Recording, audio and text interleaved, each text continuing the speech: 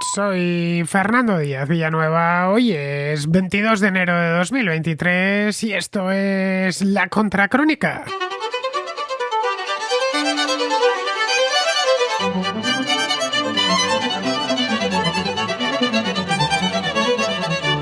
Bienvenidos a la contrarréplica, la primera que hacemos en un par de semanas, porque he estado, como os comentaba ayer en el contraplano, terminando de escribir un libro y eso me ha quitado un montón de tiempo a lo largo de este mes. Vamos, que paré por completo la edición y la realización de las contras, solo hice una contrahistoria a mitad de camino de la parte final del libro y el resto lo paré por completo, pero eso sí, esta semana ya he vuelto y así seguirá siendo.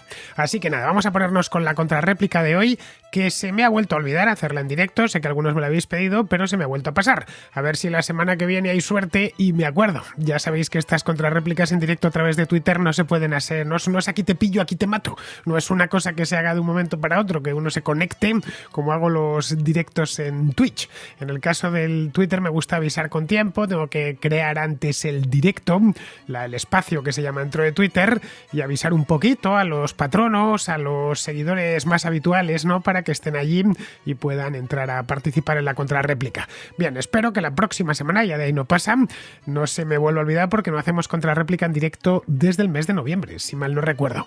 Hoy tenemos una contrarréplica convencional, llamémosla así, una contrarréplica con temas de fondo, que es lo que viene los domingos, pasa los domingos por aquí. Así que nada, vamos a ir con ella, pero antes me gustaría, no es que me gustaría, es que lo voy a hacer, daros el número de WhatsApp al que tenéis que enviar vuestras notas de voz. Es el 690-827909 con más 34 delante, en el caso de que estéis fuera de España, para que me llegue bien el mensaje. La nota de voz, por supuesto, no me lo pongáis en texto porque yo no lo voy a leer. Lo tenéis en todo caso que leer vosotros. Lo podéis sacar de memoria o leer sobre un papel que habéis escrito previamente. Respecto a la duración, pues si os habéis escrito un libro, no enviáis una nota de voz con el libro porque va a durar horas. La duración de una nota de voz para la contrarréplica debe rondar los 1, 2, 3 minutos como mucho para que quepan el mayor número de notas de voz posible, para que podamos pasar varios. A ver si hay suerte y me entran en la contrarréplica de hoy, día 22 de enero, me entran como mínimo 5. Si hay suerte, a ver si me entran 6. Bien, pues dicho esto, pasamos ya a la contrarréplica.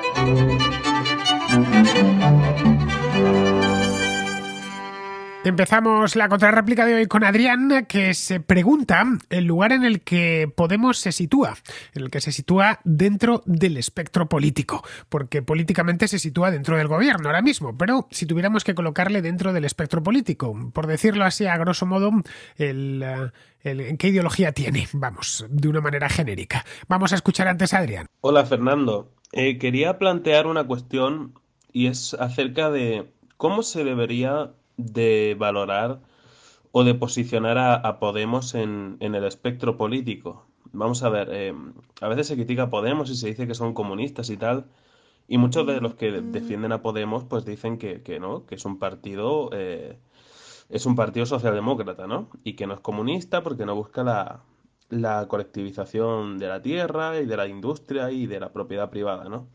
Y en cierta medida, la verdad es que yo creo que es cierto, ¿no? Realmente Podemos defiende pues un estatismo muy grande, un corporativismo, por así decirlo, y no defiende la colectivización ni la eliminación de toda la propiedad privada, como sería el comunismo de hace 100 años. Entonces, ¿cómo deberíamos llamar a esta posición que tiene partidos como Podemos?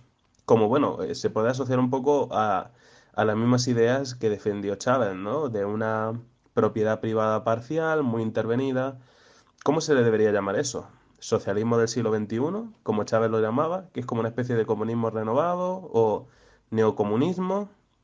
Porque la verdad es que tiene muchas similitudes con el fascismo. El fascismo era corporativista, como defiende más o menos el chavismo, y, y realmente se aproxima más la ideología de Podemos a lo que es el fascismo que a lo que es el comunismo, en el aspecto económico, por lo menos. Entonces quería yo, pues eso, preguntar cómo se puede catalogar a Podemos en el espectro político para decirlo de forma apropiada cuando una persona, pues bueno, cuando tengas un debate con una persona, ¿no? Y de poder decir con propiedad. Podemos es este sistema porque defiende esto, esto y esto.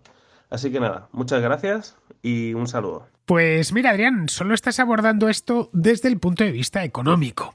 Y sí, el programa económico de Podemos es compatible, digamos, con una socialdemocracia muy ambiciosa, con buena parte del tejido productivo estatalizado y gran intervención a todos los niveles dentro de la economía. De hecho, siempre que hablan, estando en la oposición o estando ya en el gobierno, cualquier opinión suya siempre pasa por hacer del Estado más grande. Ya sabes, aumentar el gasto público, subir los impuestos y demás. Esto no es una opinión mía, es un hecho y además contrastable en la realidad. En eso efectivamente confluye con Falange Española, bueno, con otros partidos que tradicionalmente se consideran de extrema derecha, digo, se consideran desde fuera. Si echamos un vistazo al programa económico de Podemos de las últimas elecciones, las de 2019, estoy hablando, y hacemos lo propio con el programa económico de cualquiera de las falanges o de partidos de derecha identitaria, lo que nos encontramos es que los parecidos son muchos. Bueno, de hecho hay más parecido que diferencia entre los programas económicos, estoy hablando. Pero claro, un partido no se ubica en un espectro político determinado solo a partir de su programa económico. Hay mucho más, un programa es mucho más, sino que necesitas unas cuantas cosas más para hacerte una idea. Desde el punto de vista moral, si quieres llamarlo así, Podemos es un partidario de la última hornada, bueno, un hijo predilecto de la última hornada del posmodernismo. Es un defensor a ultranza de las minorías, especialmente del feminismo, también del colectivo LGTB. En fin, ahí sería más parecido, por ejemplo, al Partido Socialista que a Falange Española. Incluso más parecido al Partido Popular que a Falange Española. Si abordamos el tema o el programa, mejor dicho, desde el punto de vista de la estructura del Estado, ¿no?, de la administración, pues nos encontramos con que Podemos es un partido muy afín a los nacionalistas y por lo tanto descentralizador. Es partidario, por ejemplo, va incluso más lejos. Es partidario, por ejemplo, del llamado derecho a la autodeterminación. Lo ha defendido en Cataluña, también en el País Vasco, en otras regiones. Eso también le aleja de Falange Española. Si ponemos el énfasis en su programa de política internacional, pues política exterior, todos los programas, en mayor o en menor medida, todos los programas políticos de cara a las elecciones, siempre hay un apartado, por lo general pequeñito, esa es la verdad, sobre política exterior. Bien, ahí nos encontramos efectivamente con que son un partido, como bien dices, muy cercano al bolivarianismo, pero más cercano todavía al peronismo, hoy por hoy. No digo el Podemos del año 2014, digo el de hoy, el del año 2023. Pero está cercano al peronismo, al bolivarianismo, y no le hacen ascos incluso a Vladimir Putin, a pesar de que el régimen de Putin es muy refractario a los derechos del colectivo LGTB. Ahí son más prácticos, esa es la verdad. No les gustan las democracias liberales y todo lo que significan, y en tanto que Vladimir Putin combate contra ellas, pues nada, le apoyan, pero le apoyan de aquella manera. Bien, esto lo hemos podido ver a lo largo del último año a raíz de la guerra en Ucrania, que se han negado pues a enviar armas. Cuando defendían a los ucranianos lo hacían por lo general con la boca pequeña, tanto su papel en el Parlamento Europeo como el que han tenido en la propia España. Vamos, que si no simpatizan con Putin, tampoco le aborrecen exactamente. Ahí su antiimperialismo juega en su contra o juega a su favor, dependiendo del lugar donde te pongas. Así que, Adrián, como ves, no todo es blanco y negro. No podemos categorizarlo todo y ponerle una etiqueta, como si se tratase de un producto en un supermercado. Podemos, además, a pesar de que es un partido muy joven, pues un partido que no tiene ni 10 años, los cumplirá el año que viene, acaba de cumplir ahora mismo, hace unos días cumplió 9, fue fundado en 2014, estamos en 2023. Bien, es un partido joven, pero que ha ido evolucionando, o involucionando, según algunos de sus miembros, desde que apareció allá por el año 2014. Ojo, han pasado solo 9 años, Compáralo con el PSOE, que es un partido que tiene 100 y pico. Nació a finales del siglo XIX, ¿no? Incluso el Partido Popular, que en su primera encarnación fue Alianza Popular y es un partido de los años 70. En el caso de Podemos es un partido muy reciente, pero ha tenido mucha evolución o involución en función de donde nos pongamos. Y en 9 años les ha dado tiempo de todo, vamos. Pero aún así ha sido tiempo suficiente, como para que algunos de los postulados que Podemos defendía ardorosamente en 2014, en 2005 o en 2016, pues ya no los defienda justo lo contrario o los defienda con la boca pequeña. Ten en cuenta que Podemos en origen no era un partido propiamente dicho. En origen era un movimiento. movimiento popular muy amplio, acuérdate de las confluencias, los círculos, etcétera. Tenía vocación de movimiento de base que reunía un montón de gente de distintas partes de España y de distintas sensibilidades políticas. Todas de izquierda, o casi todas de izquierda, eso sí, pero vamos, cabía en aquel Podemos original, cabía un poquito de todo. Hoy por hoy, y después de ya más de 3 años en el gobierno, pues Podemos es un partido de gobierno. Hace y dice lo que tiene que hacer y decir para mantenerse en el gobierno el mayor tiempo posible. Cuando le saquen de ahí, porque no van a estar ahí eternamente, aunque algunos de sus miembros lo crean, pues supongo que sea este año, es lo más probable, pues tendrán que redefinirse de nuevo, otra vez. No sabemos si con esa marca o con otra marca, porque ningún partido, especialmente si se dice o tiene vocación de ser, aunque sea un poquito antisistema, como, ojo, Podemos se decía antisistema hace no tantos años, era un partido destituyente, y lo querían así, de acabar con el régimen del 78 y hacer una constitución nueva, ¿no? Hoy ya no son tan ambiciosos, pero vamos, hoy todavía se consideran en cierta medida una normalidad, y si están en el gobierno tan anormalidad no son, pero en fin, cuando has pasado al gobierno y te pasas tantos años en el Consejo de Ministros, dejas de ser el partido que eras. Así que llegado un momento, cuando ya estén fuera, no será al día siguiente evidentemente, pero en los meses posteriores a que salgan del Palacio de la Moncloa y de los ministerios, tendrán que redefinirse de nuevo y veremos cómo en algunas partes de ese espectro político se mueven, un poquito más hacia la derecha, un poquito más hacia la izquierda. Bien, vamos ahora con David, que pregunta por la posibilidad, bueno, según él es casi una necesidad de emigrar, concretamente a Irlanda. Hola Fernando, mi pregunta sería básicamente, viendo ahora la actualidad política aquí en España, que se va a entrar a gobernar el Partido Socialista con el comunista, separatistas, y bueno, al final yo me considero en ese sentido ideológicamente más liberal. Entonces, bueno, dado que van a llegar estos partidos que lo único que hacen es limitar libertades y proponer propuestas económicas que lo único que hacen, para mi gusto y para cualquiera que entienda un poco de economía, es lastrarnos a todos y quitarnos libertad para poder invertir, montar un negocio, tener un futuro más bien estable siempre que no sea en algún puesto subvencionado o en pocas opciones más. Bueno, incluso me planteo la opción de poderme ir fuera de España. Y uno de los destinos que me gustaría, por sus políticas liberales, sería Irlanda. ¿Qué te parecería a ti Irlanda como un país para emigrar? O sea, ¿es tan bueno como realmente lo pone la gente? ¿O tú lo consideras que se le ha dado mucha importancia y se ha hablado mejor de lo que es, dado que es un país pues que ha apostado por propuestas liberales siempre y sobre todo en los últimos años?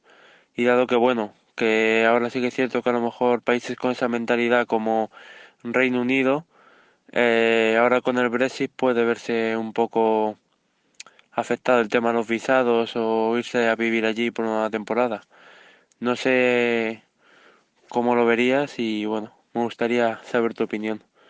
Y muchas gracias por adelantado y sigue así con el programa porque la verdad que me encanta. Irlanda, David, es un país que está muy bien. Yo estuve pasando unas vacaciones magníficas allí hace unos años, y el de las vacaciones que recuerdo con más gratitud hacia el país, lo estupendamente bien que lo pasé y lo que me gustó aquello. Está lleno de gente muy amable, tiene además grandes oportunidades profesionales, pero claro, no deja de ser una isla. Una isla que forma parte de las Islas Británicas. Es decir, es un lugar que está muy al norte, es lluvioso, especialmente lluvioso, mucho más lluvioso que Gran Bretaña. De hecho, ya llueve mucho en Gran Bretaña. Todas las borrascas atlánticas que vienen del Atlántico antes de llegar a Gran Bretaña, es decir, a la isla grande, se han quedado en la pequeña, se han quedado en la isla de Irlanda. De ahí que esté concretamente en su costa occidental, es un no parar. Ciudades como Galway o como Cork es un no parar de llover. Los irlandeses se quejan un poco, pero bueno, verano también en su país y están acostumbrados a eso. Luego además es oscuro en invierno, está muy al norte, estamos hablando ya de latitudes por encima del paralelo 50 y hace que los inviernos sean especialmente oscuros, y luego además se habla un idioma que no es el nuestro, no lo olvides, así que a no ser que seas bilingüe o hayas aprendido el inglés muy bien, pues es un tema que tienes que tener muy en cuenta. En el caso del inglés, pues tienes la ventaja de que mal que bien todos hemos aprendido un poquito, aunque sea de niños, a diferencia del ruso, del alemán o del polaco, que evidentemente no se suele aprender en los colegios, a no ser que estudiemos en un colegio bilingüe o una cosa así, y eso es una ventaja, pero vamos, que no es nuestro mismo idioma. De cualquier manera, si decides emigrar a otro país, tienes que tener en cuenta las ventajas que estar en ese país te puede proporcionar, pero también los inconvenientes que vas a ir encontrando. Si lo que crees es que tienes que largarte porque su gobierno adopta una serie de políticas liberales y que por lo tanto todo va a ser fácil allí, te equivocas. Ya está. Para poder prosperar en cualquier sitio, hace falta una combinación de trabajo, de oportunidad y algo de suerte. Eso no puede darse o no puede darse, claro, dependiendo de la persona y el lugar. Luego influye también, y mucho, el tipo de trabajo que hagas, el tipo de formación que tengas. Si te dedicas al sector del turismo, por ejemplo, Irlanda no es el mejor lugar de Europa, indiscutiblemente. Es mejor irse a Italia o a Francia, bueno, directamente quedarse en España, donde la oferta de empleo en ese sector concreto es muy grande. Si eres ingeniero y esperas trabajar en la industria, pues tampoco Irlanda es el mejor destino. Ahí Alemania le gana de mano, ya que su tejido industrial es muy grande y demanda mucha mano de obra, ¿no? Si ya tienes un trabajo relacionado con la gestión de grandes puertos, eres experto en logística, por ejemplo, pues lo mismo, Irlanda no tiene grandes puertos, nada comparable a lo que es el puerto de Rotterdam o el de Hamburgo o mismamente el puerto de Algeciras. Mira, a no ser que hayas nacido en una dictadura, tipo Cuba, por ejemplo, o Corea del Norte, o en un país completamente devastado, como esos que hay al sur del Sáhara, países tipo Chad o Burkina Faso, o Mali, o Sudán, o Somalia, de países en los que nada funciona y que sus habitantes se ven obligados a abandonar, a veces por la fuerza porque en muchas ocasiones se encuentran metidos en guerras civiles. Pero a no ser que sea eso, que hayas tenido esa mala suerte, al final en esto de la inmigración tienes que tener en cuenta que es un acto individual y la evaluación debe de ser individual, que no hay dos casos iguales, vamos. Depende de, como te decía antes, de la formación que tengas, de los idiomas que domines, bueno, y de la facilidad para aprender nuevos, de tu propia capacidad de adaptación. Hay gente que se adapta muy bien a otras culturas y otra gente que no lo consigue, que está pensando en su país de origen las 24 horas, ¿no? A pesar de que tiene un buen salario y vive en una buena casa, ¿no? También del momento en el que llegues al país en cuestión o de la gente que conozcas allí. A menudo los trabajos se los debemos al entorno que nos rodea, no lo olvides. Así que si deseas emigrar, me parece muy bien, siempre es bueno salir al extranjero y empaparte de otras culturas y otras formas de ver el mundo, pero no lo hagas porque hay un gobierno que no te gusta en España, ya que es posible que el gobierno del país al que llegues tampoco te guste. Si te vas pues que sea porque tienes un proyecto personal y necesariamente individual que precisa de pasar una temporada en el extranjero o quién sabe, quizás toda la vida.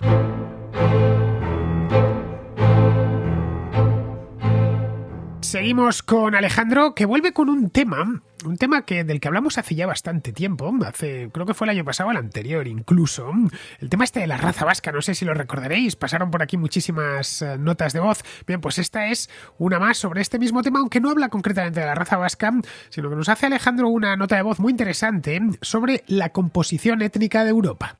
Hola Fernando, quisiera responder o aludir a un tema que has tratado en una contracrónica, en concreto a la de ¿existe la raza vasca?, en la que contestabas a una oyente del programa y en el que explicabas que no existe nada parecido a la raza vasca. Quisiera decirte que podría estar de acuerdo contigo, pero no es así, ya que matizaste algunas cosas que, en mi opinión, invalidan el fondo de tu argumento. Y si me dejas, expongo mi punto de vista con la intención de que, si eres tan amable, me des el tuyo de nuevo. Verás, dijiste que España es un país mestizo, que si acaso, y cito de memoria, y puede ser que no dijeras esto expresamente y esté mezclando opiniones tuyas de otros de tus programas. Estas cosas de razas las dejabas a Alemania u otros países europeos, que sí podían hacerlo por no ser mestizos. Esa idea es la que me transmitiste. Podría estar de acuerdo contigo en el mestizaje, entre comillas, pero no en el de España concretamente, sino en el de toda Europa.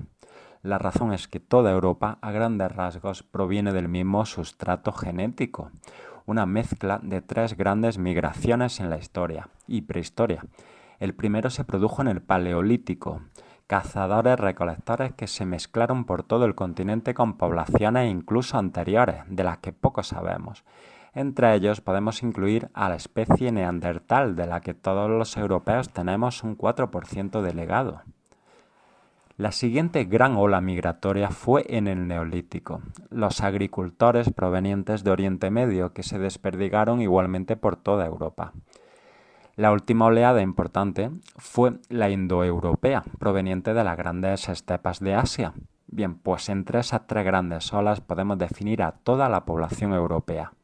La diferencia está en que en el sur europeo hay más porcentaje del sustrato neolítico de Oriente Medio.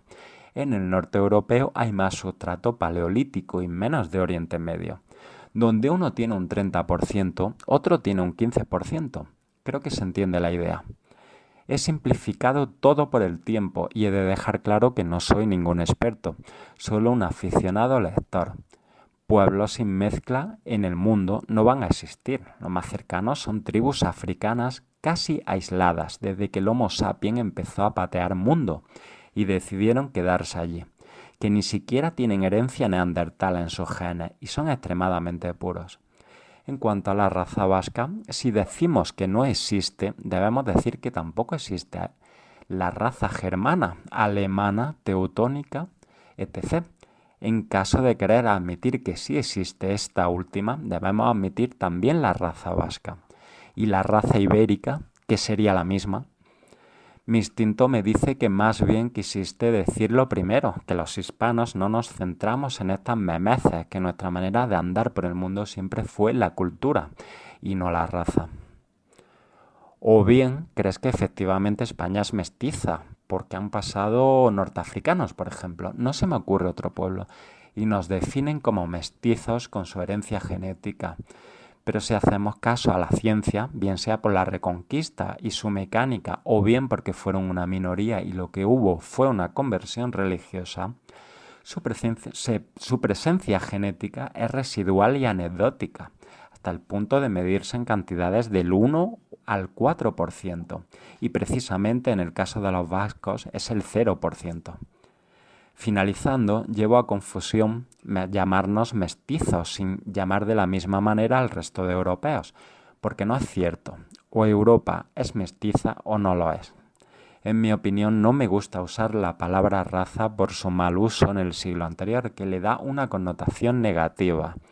Tampoco me gusta considerar a Europa mestiza, prefiero considerar grupos humanos, con sus características propias adquiridas con el tiempo.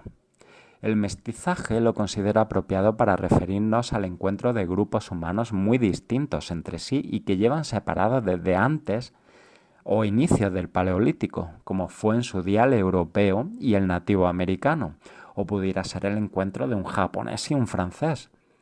Creo que ese es el significado propio de la palabra mestizaje. Me gustaría tu opinión, porque la respeto y te escucho hace tiempo. Un saludo a ti y a todos tus oyentes. Pues no, Alejandro, no. No existe la raza germana. No hay nada parecido a eso. Lo que sí tiene, bueno, o tuvo en su momento, porque la Alemania de hoy y la Holanda de hoy y la Austria de hoy, lo que son los países germánicos del centro de Europa, no tiene nada que ver con los que eran desde el punto de vista demográfico, con los que eran hace 500 años. Pero lo que sí tuvo en aquel momento era menor diversidad genética que los países del sur de Europa, porque su ubicación geográfica era marginal con respecto a las grandes rutas de comercio. Y bueno, y esto es lo más importante de todo, porque tardó mucho más tiempo en incorporarse al mundo civilizado y, por lo tanto, disponer de la capacidad de albergar a grandes comunidades humanas. Mira, hace 2000 años, lo que hoy es Centro Europa, bueno, hace 2000 y hace 1500, lo que hoy es Centro Europa estaba mucho menos poblada que la cuenca del Mediterráneo. Hoy, claro, miramos las cifras de población y sobre todo de densidad de población del continente europeo y vemos que se concentra en el Valle del Rin, en las Islas Británicas, en el norte de Alemania, en el norte de Francia, pero si ese mismo mapa de densidad de población lo mirásemos en el año 200, veríamos que no se le parecía en absoluto. Es decir, que los del sur tenemos un tronco más ancho y más diverso en su base que los pueblos del centro y el norte del continente. Eso hizo que los creeran los teóricos de la raza del siglo XIX, que eran esencialmente unos charlatanes, casi todos, por no decir todos, que les hizo creer que los pueblos del centro y el norte de Europa eran puros. De ahí dedujeron además que eran superiores, mientras que los del sur estaban mezclados y por lo tanto eran inferiores. Naturalmente que no eran puros. No hay seres humanos puros, no existe la pureza, no de ninguna manera. Simplemente tenían menos mezcla, porque, pues había pasado menos gente y se había asentado menos gente por aquellas latitudes a lo largo de la historia. En ciertas zonas de Europa, especialmente las montañosas, los Alpes, los Pirineos, las cordilleras más altas y con valles más escondidos, bien, allí lo que sucedía es que la diversidad genética también era menor porque las comunidades humanas vivían muy aisladas. La incorporación de nuevos individuos era escasa y eso perpetuó ciertos rasgos fenotípicos. ¡Ojo! Estoy hablando del mundo de ayer, que diría Stefan Zweig.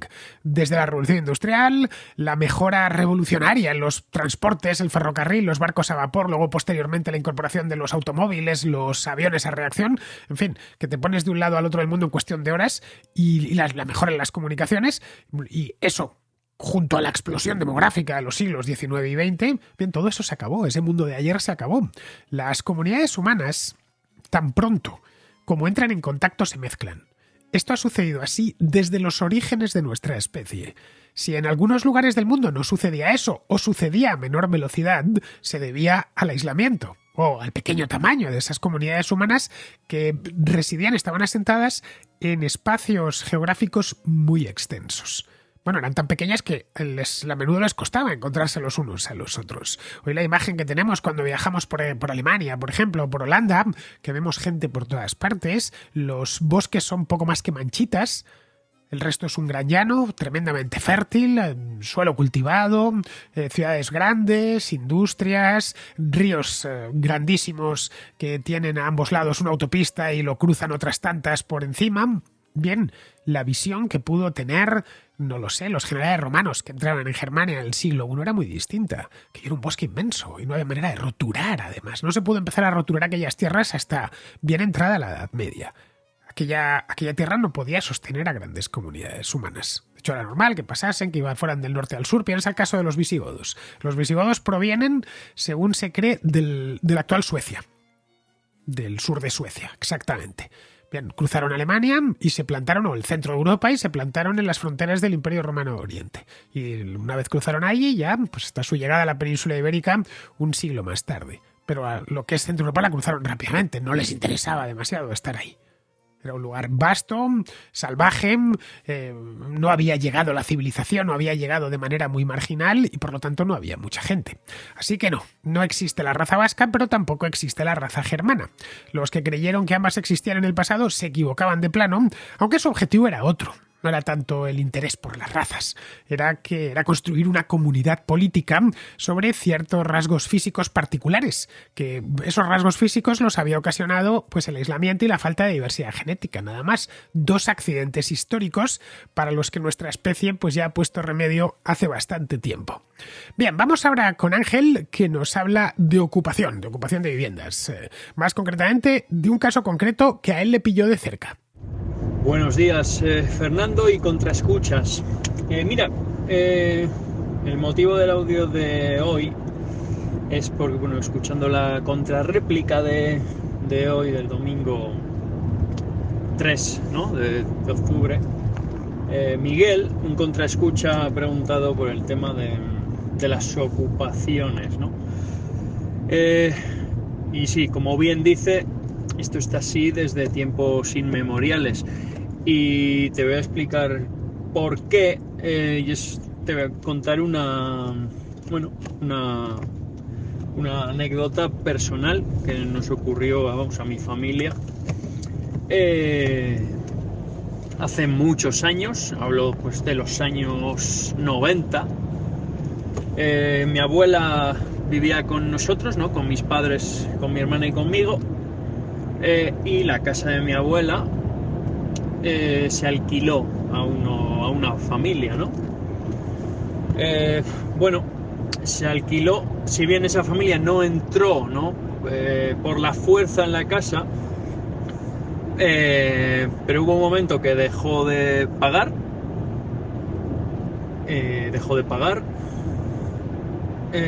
Bueno, mi abuela ¿no? y mi tío y mi madre y tal, pues llegaron a un acuerdo, dijeron, vale, pues si tienes un problema, pues podemos aplazar pagos, etcétera. El tío dijo, no, es que no voy a pagar porque no me apetece, básicamente, ¿no? Resumiendo. Entonces, pues eso, mi abuela les cortó la luz, el agua,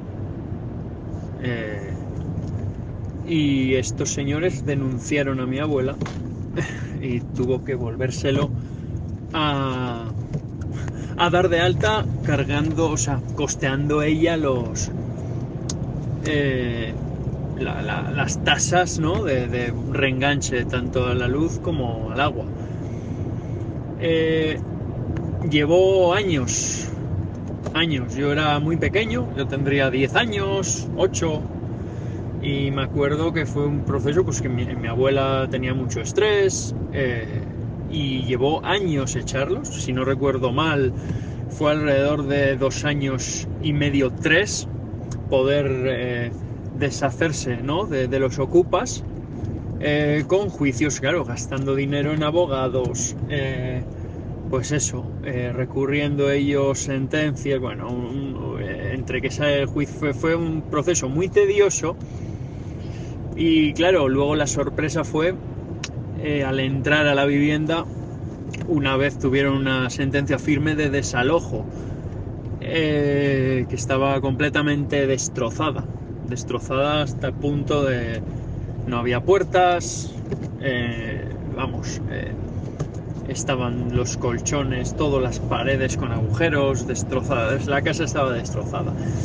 Y eso fue en los años 90, estamos en el 2021 y sigue siendo igual, ¿no? Igual de tedioso recuperar la vivienda. Como bien dices, sí es una segunda vivienda, en este caso era una vivienda que tenía en alquiler y costó muchísimo recuperarla, y lo peor fue al recuperarla, como digo, pues ya lo que te has gastado, ¿no?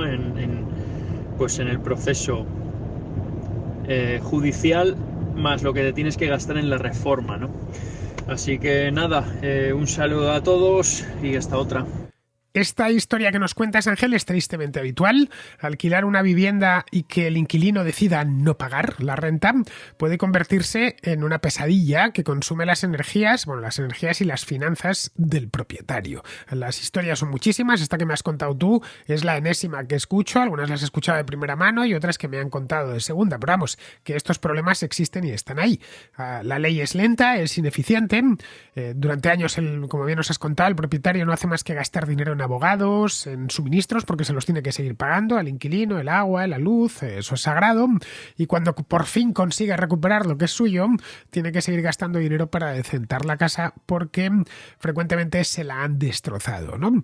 Al inquilino moroso es posible que además no le pase nada, le basta con declararse insolvente y desaparecer del mapa.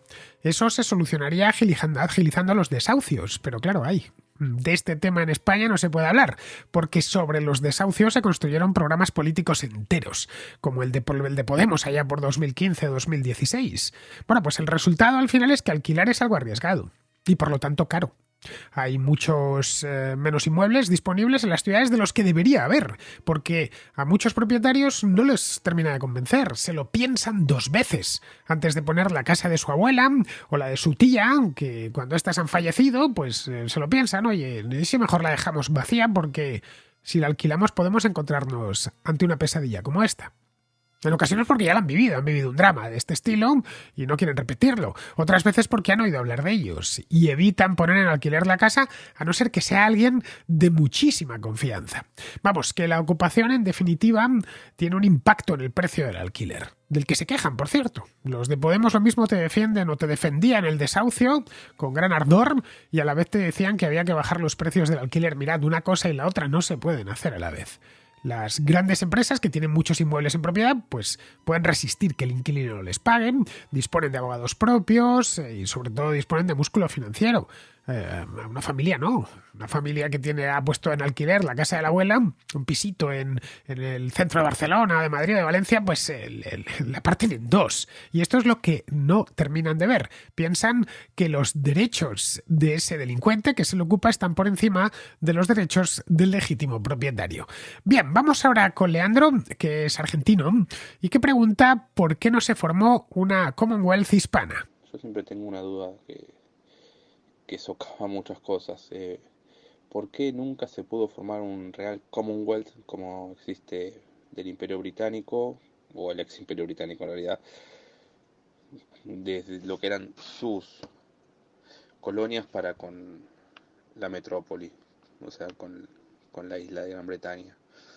En cambio, con España nunca, más allá de que tenemos muy buena relación y muchos tenemos ascendencia española por estas tierras, nunca se ha podido formar algo así, una real cooperación y una real ayuda mutua entre los países, siendo que nuevamente somos básicamente muchos, sobre todo en Argentina, Uruguay, españoles nacidos fuera de España en cierto sentido, y hasta somos culposos de eso, parecería. Nos han metido mucho tiempo que está mal y que ha habido un genocidio que yo no sé si fue tal, porque históricamente las leyes fueron muy benévolas siempre hay que contextualizar históricamente, pero muy benévolas comparados con otros imperios, y simplemente en la misma época comparar cómo trataban a los esclavos en los países de Norteamérica, anglosajones, y cómo se los trataba en la América indígena. La razón principal por la que no se forma una Commonwealth o mancomunidad, por decirlo en castellano, una mancomunidad de países hispanos, fue que la conformación de las repúblicas hispanoamericanas es muy anterior a la de los estados que se desgajaron del Imperio Británico. Eso de la Commonwealth es algo que no nació hasta los años 30 del siglo pasado. Lo explicaba aquí en la Contracrónica exactamente, hace unos meses, ¿no? Eso nació con el Estatuto de Westminster del año 1931, pero no se terminaría de conformar del todo hasta después de la Segunda Guerra Mundial. La independencia de las repúblicas hispanas de América, tú vives en una de ellas, la de Argentina, se había producido 100 años antes. Y además se había producido de forma contenciosa en muchos casos. Así que poca mancomunidad pudo haber. La pregunta, por lo tanto, es ¿por qué hubo guerras de independencia? Y ahí la respuesta la encontramos repasando los hechos y ordenándolos cronológicamente. En un primer momento, tras la invasión de la península por parte de los franceses, los cabildos virreinales formaron juntas. Pero esas juntas no pidieron la independencia, simplemente pedían que Fernando VII, que había sido destronado por Napoleón, le había abdicado voluntariamente Fernando VII sobre Napoleón los derechos dinásticos, y Napoleón se los había transferido a su hermano José Bonaparte. Bien, lo único que pedían era eso, no reconocían a José Bonaparte y reclamaban el regreso al trono de Fernando VII. Es decir, estaban pidiendo lo mismo que las juntas provinciales que se formaron en la península en esa misma época. Fue a partir de 1810 cuando el proceso se aceleró. En algunos virreinatos, como el Río de la Plata o Nueva Granada, aparecieron dentro de los cabildos grupos que exigieron la independencia, porque la independencia era, según ellos, el único modo de hacer la revolución liberal. Esa misma revolución la estaban tratando de sacar adelante en la península los liberales locales mediante las Cortes de Cádiz. Pero en la península, que estaba ocupada, como digo, solo había una ciudad que no estaba ocupada, que era la de Cádiz, se llegó a un acuerdo temporal con los que querían mantener las leyes viejas. Tampoco iban a ponerse a matar dentro de la ciudad de Cádiz, que ya de por sí, al menos la ciudad antigua, es pequeña.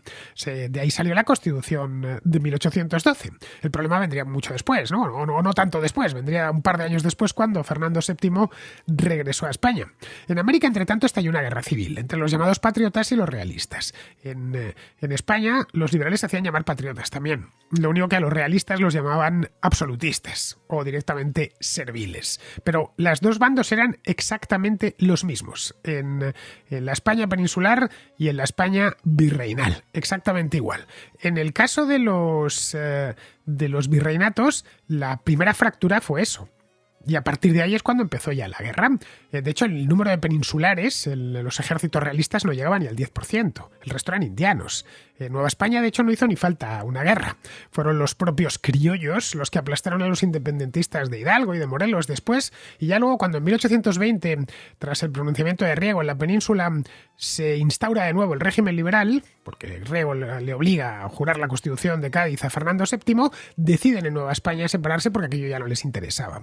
Vamos, resumiéndolo mucho, que no había intención alguna de mantener vínculos con la metrópoli, porque no se trató de una guerra contra la metrópoli, sino de una guerra civil entre hispanos, una guerra con dos fracturas principales, una entre liberales y conservadores y la otra entre centralistas y federalistas. Bien, esa guerra se dio tanto en la península como en América.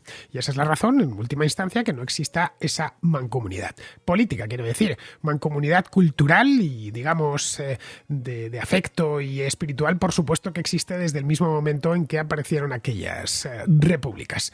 Bien, pues con esto, queridos amigos, me han entrado 5, no está mal. Con esto, queridos amigos, damos por terminada la contrarréplica de hoy. Ha sido, como siempre, un auténtico placer teneros al otro lado y me despido de vosotros. Hasta mañana.